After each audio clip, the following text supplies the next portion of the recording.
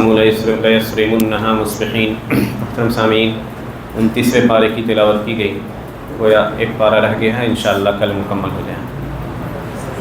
مختلف صورتیں ہیں، سورہ ملک پہلی صورت ہے اور جس کے بارے میں فضیلت وارد ہوئی ہے کہ جو شخص پابندی سے اس صورت کو پڑھتا ہے، یہ صورت قیامت کے دن اپنے پڑھنے والوں کے لیے دفاع کرے گی۔ تو کوشش کی جائے کہ انسان سوتے وقت اس سورہ کی قرات کی پابندی کرے۔ اسی طرح اس سورہ کے اندر اللہ نے اپنی بڑی نشانیاں دکھائی ہیں اور اپنی قدرت کے کچھ مظاہر کا بھی تذکرہ کیا ہے۔ اللہ سبحانہ وتعالیٰ کہتا ہے آمنتم من فی السماء ان یخسف بکم الارض فاذا ہی تمور، کیا تم بے خوف ہو گئے اس ذات سے جو آسمان میں ہے کہ وہ تمہیں زمین میں دھسا دے تو پھر یہ زمین حرکت کرنے لگے۔ ام امنتم من فی السماء، یا تم بے خوف ہو گئے اس ذات سے ان یرسل علیکم حاصبا، کہ تم پر پتھروں کی بارش کر دے۔ فستعلمون کیف نذیر، تو تم قریب جان لوگے کہ ہمارا ڈرانا کیسا ہوتا ہے۔ تو مختلف طرح سے اللہ نے اپنی قدرت کے مظاہر کے ذریعے لوگوں کو، خاص طور سے مکہ کی ان لوگوں کو جو نبی صلی اللہ علیہ وسلم کی دعوت کو ٹھکراتے تھے، ان کو اپنے اوپر ایمان لانے کی دعوت دی ہے۔ اسی طرح سورہ قلم، اور قلم کی قسم اللہ نے کھائی ہے، کہا نون والقلم وما یسطرون ما انت بنعمت ربک بمجنون وان لک لاجرا غیر ممنون وانک لعلی خلق عظیم۔ نبی صلی اللہ علیہ وسلم کی بلند اخلاق کے اوپر استدلال کیا گیا ہے۔ اللہ کے نبی صلی اللہ علیہ وسلم کے اخلاق کے اعلیٰ عہدے پر فائز تھے، کہ نبی آپ سب سے بلند اخلاق والے ہیں۔ اور نبی صلی اللہ علیہ وسلم کے اخلاق کے مظاہر کو آپ دیکھ جائیے کہ زندگی کے مختلف پہلوؤں میں آپ کو نظر آئے۔ چنانچہ کہتے بھی تھے کہ اچھے اخلاق کو اپناؤ، اور کہتے تھے کہ قیامت کے دن مجھ سے سب سے قریب وہ شخص ہوگا جس کا اخلاق سب سے اچھا ہوگا، جس کا اخلاق سب سے اچھا ہو۔ اور اخلاق یا اچھے اخلاق کی ایک نشانی یہ بھی ہے، یا علامت یہ بھی کہ یاد رکھیے کہ جو آپ کے ساتھ برائی کر رہا ہے اس کے ساتھ بھی آپ اچھائی کریں۔ یہ مطلب نہیں کہ آپ ہمارے ساتھ اچھا کر رہے ہیں تو ہم بھی آپ کے ساتھ اچھا کریں، تو بدلہ ہوا۔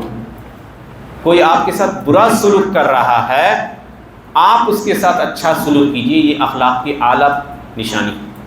چنانچہ نبی صلی اللہ علیہ وسلم کی دعوت میں جس چیز نے سب سے اہم رول ادا کیا اور مکہ کے لوگ نے کثرت سے آپ کی دعوت کو قبول کیا، وہ آپ کے اخلاق کریمانہ تھے۔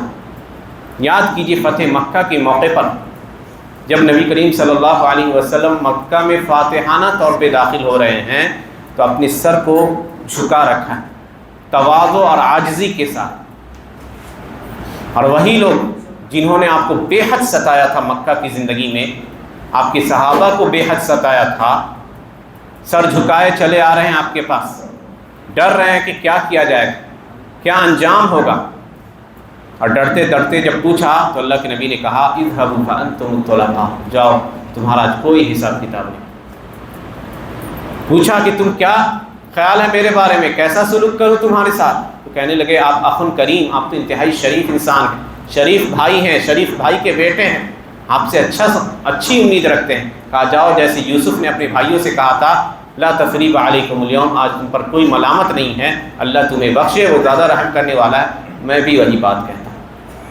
تو وہی اہل مکہ جو کل ہو کر کل تک دشمن تھے، آپ کے اخلاق سے ایسے متاثر ہوئے کہ اسلام کے لیے قوت اور بازو کی تصویر بن گئے۔ اسی کی خبر اللہ نے 28ویں پارے میں سورہ ممتحنہ میں دی تھی، عسى اللہ ان یجعل بینکم وبین الذین عادیتم منہم مودۃ واللہ قدیر واللہ غفور رحیم۔ قریب ہے کہ اللہ ان لوگوں کے درمیان جن سے تمہاری دشمنی ہے اور تمہارے درمیان ایسی محبت پیدا کر دے کہ اس کی مثال نہیں ملی۔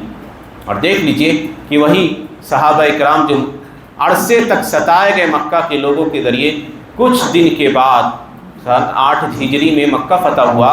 اللہ کے نبی صلی اللہ علیہ وسلم کی وفات 2 سے 3 سال بعد، سن 11 کے شروع میں کہہ دیجیے، سارا عرب مرتد ہو گیا، پھر گیا دین سے، لیکن مکہ کے لوگ نہیں پھرے، حالانکہ وہ سب سے بڑے دشمن تھے اس وقت، اسلام لانے سے پہلے نہیں پھرے، کیونکہ اسلام ان کے دل کے اندر تک گہرائی میں داخل ہو چکا تھا نبی صلی اللہ علیہ وسلم کے اخلاق کریمانہ کو دیکھ کر۔ تو اس اخلاق کو پھر سے ظاہر کرنے کی ضرورت ہے جو ہمارے کردار کا حصہ ہوا کرتا تھا۔ زندگی کے ہر میدان میں، گفتگو میں، معاملے میں، لین دین میں آپ کے اعلیٰ اخلاق یہ اسلام کے لیے ایک طرح سے میسنجر کا کام کرتے، اسلام کی طرف لوگوں کو اٹریکٹ کرتے۔ جو چیز کھو گئی دوسروں کی برائیاں ہمارے اندر بھی آ گئی تو لوگ کہتے ہیں ہم میں اور آپ میں کوئی فرق نہیں. جو ایک مسلمان کی شناخت تھی اچھے اخلاق کی، اس کو پھر سے لانے کی ضرورت ہے، اس کو مہمیز دینے کی ضرورت ہے. تو اس صورت کے اندر اللہ کے نبی صلی اللہ علیہ وسلم کے اخلاق کریمانہ کو واضح کر کے ایک طرح سے اشارہ کیا جا رہا ہے کہ اسی اخلاق کو اے مسلمانوں تم بھی اپناؤ. اور اسی طرح اس سورہ میں ایک شخص کا تذکرہ ہے جو شخص شدید کہہ دیجیے خیر کا متلاشی تھا. اللہ نے کہا انا بلوناہم کما بلونا اصحاب الجنہ، ہم نے انہیں ویسے ہی آزمایا جیسے ہم نے باغ والوں کو آزمایا تھا. اور ایک شخص کی کہانی کی طرف اشارہ ہے قرآن کریم کی سورہ کے اندر، جو انتہائی فیاض آدمی تھا، سخی آدمی تھا. چنانچہ جب بھی اس کی فصل کٹتی تو اپنے باغ کے ایک پھلوں کا ایک حصہ غریب اور فقراء میں بانٹ دیا کرتا تھا. تو جب اس کی وفات ہو گئی تو اس کے بیٹوں نے کہا کہ ہمارے ابا جان غلط کیا کرتے تھے، آدھا سے زیادہ تو مسکین اور فقیروں میں چلا جاتا ہے، ایسا کرو راتیں رات چلتے ہیں، رات ہی میں چل کے فصل کاٹ لیتے ہیں تاکہ یہ لوگ آئیں گے نہیں، ان کو نہیں دیں گے.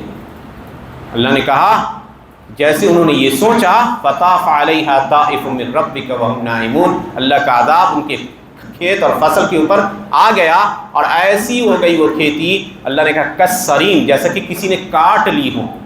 اب آئے تو دیکھے بکھلا گئے، کہا کہ کہاں پہنچ گئے. کسی نے کہا کہ گم ہو گئے راستہ، تو جو ان میں عقل مند تھا اس نے کہا نہیں، گم نہیں ہوئے ہیں، بل نحن محرومون، ہم تو محروم کر دیے گئے.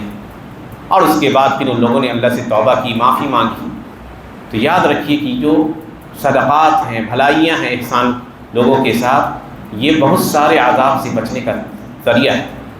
اور اسی لیے غور کیجیے گا کہ انسان کے اوپر جب پریشانی آتی ہے، چاہے وہ بیماری کی شکل میں یا کسی بھی طرح کی پریشانی، تو کثرت سے اسے چاہیے کہ صدقہ اور خیرات کرے.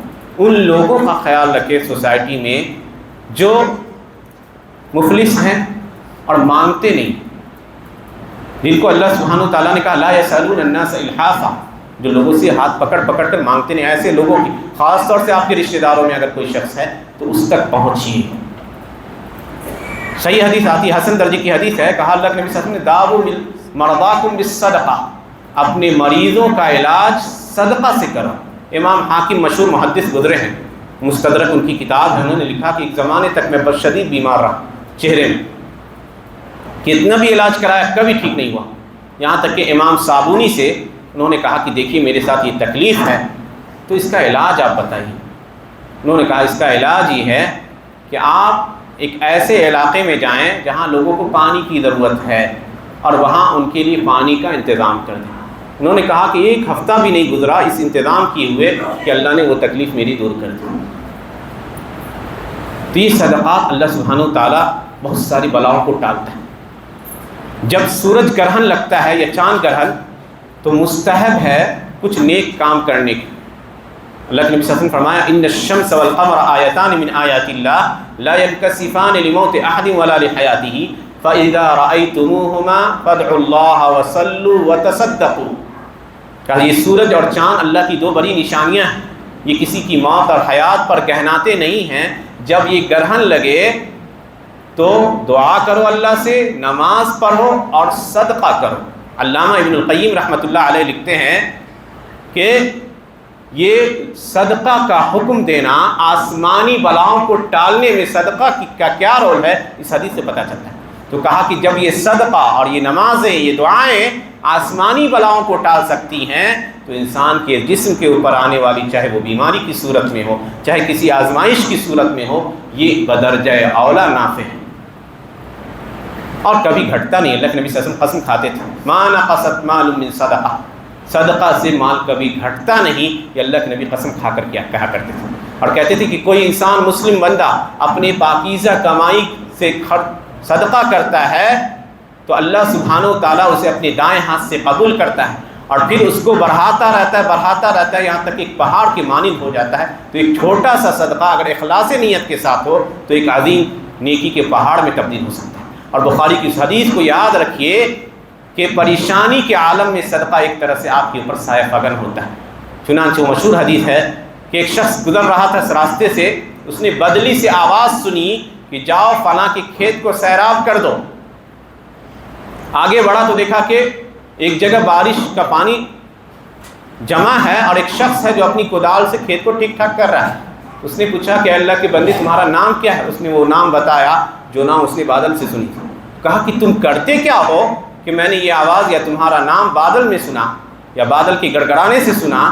تو اس نے کہا کہ جب میرا یہ کھیت تیار ہو جاتا ہے تو میں اس کی فصل کو 3 حصے میں بانٹ دیتا ہوں، ایک حصہ اپنے گھر والوں کے لیے، ایک حصہ غربا اور فقراء کے لیے، اور ایک حصہ پھر اس کھیت میں لگا دیتا ہوں۔ تو دیکھ لیجئے کہ اللہ سبحانہ و تعالیٰ کیسے ایسے لوگوں کی مدد کرتا ہے۔ پریشانیوں سے بچنے کا اور بلاؤں سے بچنے کا بہترین ذریعہ ہے کہ انسان کثرت سے صدقہ کرے، کیونکہ یہ آنے والے مصائب کو ٹالتے ہیں۔ علامہ ابن القیم نے بڑی طویل گفتگو کی ہے اپنی کتاب الداء والدواء کے اندر کہ اس کا کیا اثر ہے۔ اسی لیے میرے بھائی چاہیے کہ اس عظیم نیکی کو بھی انسان حقیر نہ سمجھے۔ کسی کو بھی آپ دے رہے ہیں تو احسان جتا کے مت دیجیے، کیونکہ احسان جتا کے دیجیے گا تو آپ کی نیکی ضائع ہو جائے۔ دائیں ہاتھ سے دیجیے، بائیں کو خبر نہ ہو۔